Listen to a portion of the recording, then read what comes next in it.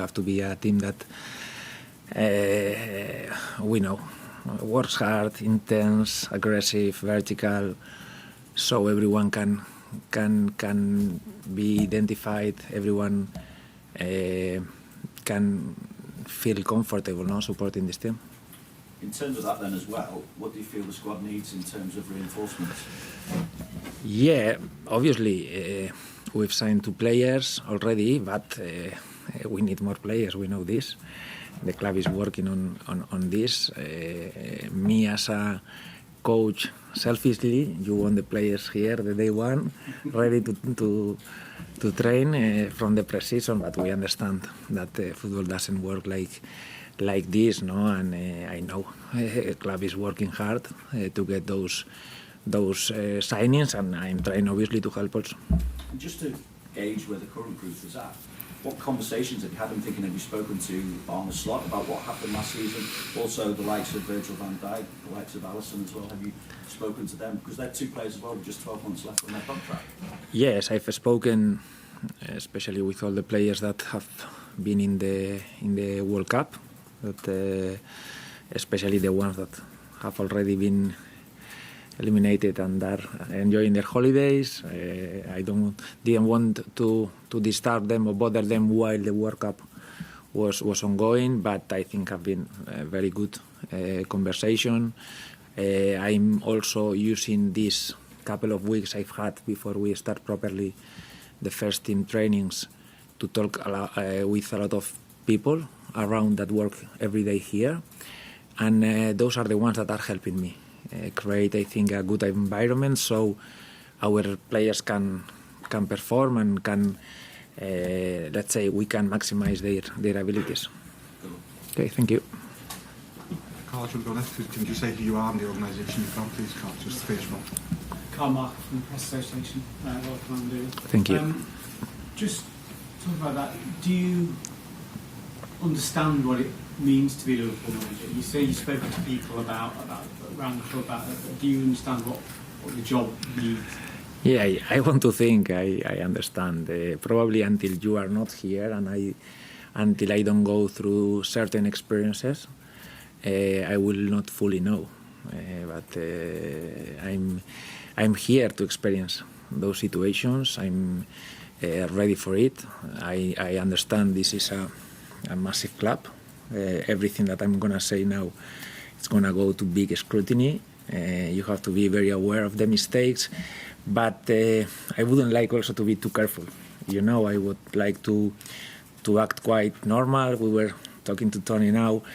I'm not gonna live in my bubble, just training ground, home. I would like also to go to the city, experience the city. I know some places I will have to take some pictures, or I will have to, but it's part also of the magic, no, of being the Liverpool manager, and I would like not to change too much. You spoke about talking to some of the players. What's your assessment of the squad you have inherited, and have you had a chance to look at maybe last season and where things didn't go right for them? Yes, obviously I talked to the players, I talked to the staff, I talked about the things that were working very well, things that we think we can do differently. I wouldn't say better, differently.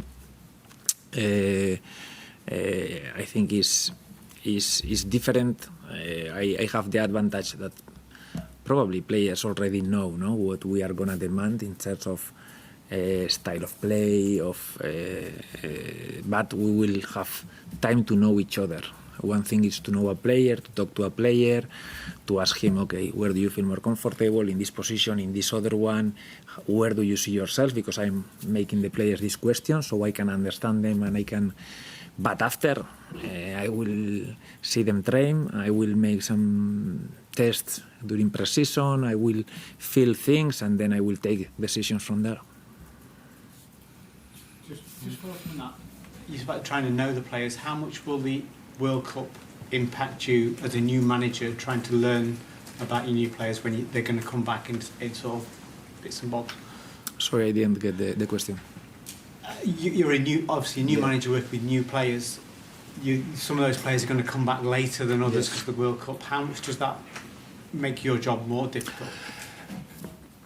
I think it is what it is. We cannot change it. I think players deserve a break. The ones that have been in the World Cup, they deserve at least their 3 weeks, so they can enjoy their time with friends, family, thinking other things, even physically. Some of them, they need a rest after a very busy season.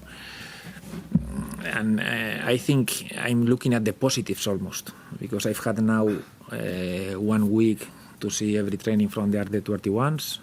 We've had some of the players from the first team willing to come a little bit before, so they are already in a better shape to start. Already today that they didn't have to come, I've seen 2 or 3 that I haven't seen before, that they are already here, ready for the testing tomorrow. So I think this progressive introduction also will allow me maybe to get more in touch with every player, and also will give, especially the young players, some players that have been on loan, more minutes during preseason. First part of preseason basically is going to be with a lot of players from the academy, players that in other situation maybe I wouldn't know as well, and now I will have the chance to get them to know personally, training every day with them in some friendlies, and it's going to be good information for me. Hi, Julia from BBC Radio Merseyside. Harvey Elliott's returned. He had a strange season for him last season. It didn't turn out how many anticipated. Do you see a situation where Harvey Elliott's future is now at Liverpool again? Definitely Harvey is here with us. He has come also. I've seen him with this eagerness of showing himself, getting himself ready again. He will have a chance during the preseason. We will need him, and it's a good sign. He came 1 week earlier. He's been training with the under-21s, and I hope we can see him in a good place. No, I think Harvey comes from, especially last season, had to be very difficult for him, because it was a strange situation where basically they couldn't even put him to play, and I think he uses this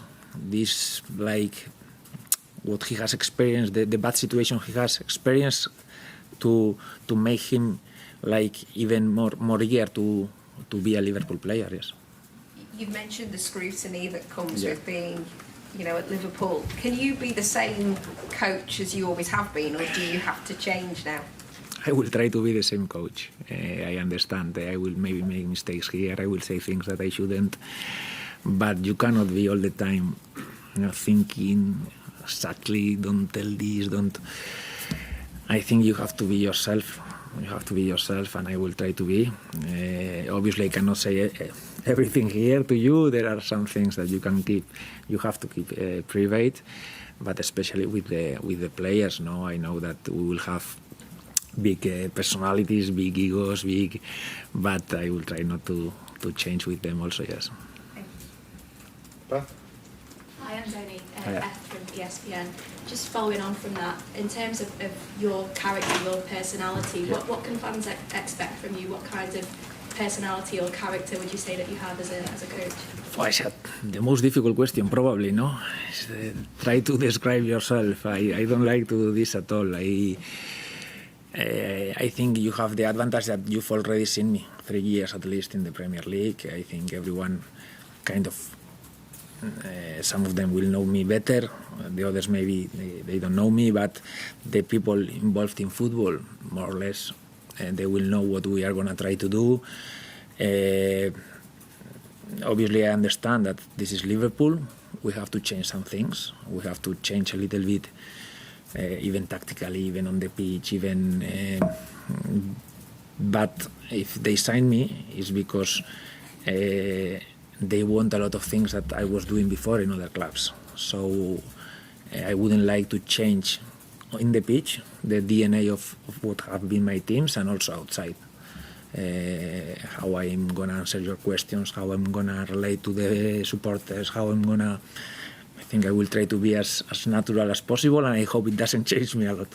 And there's been a lot of change this summer, obviously, yourself coming in, a number of senior players have left, and even maybe a bit of change behind the scenes as well. Do you think sort of going into next season, what are the expectations? Do you think there has to be an element of patience and maybe a sense of transition, or can you be up there challenging right away?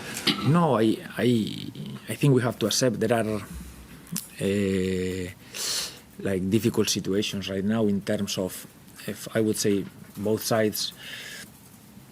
A lot of senior players leaving, very important players that have achieved almost everything here in the club, and also some of the very important players injured. We haven't started training, and we already have, especially in cases of Uwe Kitike, Conor Bradley, Giovanni Leoni, long injuries. So in terms of also improving the team, we have to consider, okay, we have to replace very important players that were making very good numbers, and also we have a situation with especially those three like big injuries that are gonna miss some time, that we also have to find a way to replace. We know that these three players, for example, I love them, the three. They are the long-term solutions, I'm sure. About Conor, about Giovanni, about Hugo, but there is gonna be, especially in Hugo's case, a period where we will be without them, and we have to try to find solutions also. Andoni, Adam Tadrusi Sport. I think you've spoken quite a bit about playing vertically, attacking fast, high press, overlapping, etc. Them sort of core principles, how important are they for you, not just up until now in your career, but going forwards? Yes, I think they have to be our core principles. After we will have a lot of games, a lot of questions that you make me is, if you face low blocks and this, I always say I prefer to face low blocks in terms of, we will be in control of the games, probably we will concede less chances, we will spend a lot of time in opposition half, and those are the scenarios that we have to find. Some teams, they give you straight away that situation, perfect. Other teams, they don't give it straight away, because they will try also to control the game, to play in your half. I'm looking forward to spend as much time as we can in opposition half, with the ball, without the ball, because I feel we are closer to score than the opposition if it's that the situation. Let's get one more. Yeah. When obviously the announcement happened last month, there was a bit of talk about having a 2-year deal. I understand that's sort of your preference usually. Could you sort of delve a bit more into that and why you prefer that? Yeah, 2-year deals, I always say, in terms of coaching, contracts, they don't matter a lot. I don't want to be in a place because I have a contract. Because we are not sure, but you have a contract, stay there. No, it's like, I think I signed 2 years, but it's basically year to year. When you are a coach, we've seen a lot of managers that they have a long contracts, and because the club doesn't want, because they don't want, because at the end, when you are a player, it's very important. I think the contract is very important, but when you are a manager, I feel, if they sack you, it's going to be better because they will pay me a little bit more, or, if I haven't worked also, it's like, if you are happy, I'm happy, don't worry, I hope I can stay here 2 years, no, a lot more years. It would mean that I've done a very good job, but I feel we have to earn. Managers, we have to earn every year the right to continue, especially in clubs like Liverpool, but I do it everywhere. I've done it always like this, yes. Hi, Andoni. Hi, Stuart, TalkSport International. Last year, Bournemouth played 40 games in all competitions. Liverpool played 57 games. Yes. In terms of managing that extra workload and competing on all 4 fronts and playing that aggressive style that you want to play, how important is the size of your squad in being able to manage that, particularly whether it's first-team players or players from the academy? Yes, I think it's a big challenge for me. I think it's a big change because here most of the weeks are not going to be clean in terms of we will have a midweek game. I think it's also a great opportunity for the players because I always love to have this kind of seasons as a player. You basically don't train a lot. You play, recover. I think there is a chance to use more players also because it's impossible to deal with this kind of seasons with 13, 14, 15 players. You need all the squad. And there are positives on this, but also we have to get ready because in this kind of hard season, a lot of games, injuries will happen, situations will happen, so we have to get ready in terms of squad depth, so we can deal with the demands of the competition, and we can go through those months, especially here in England, December, January, February. Those months are really hard, and we have to arrive to those months in a situation where we can deal with them. Yes.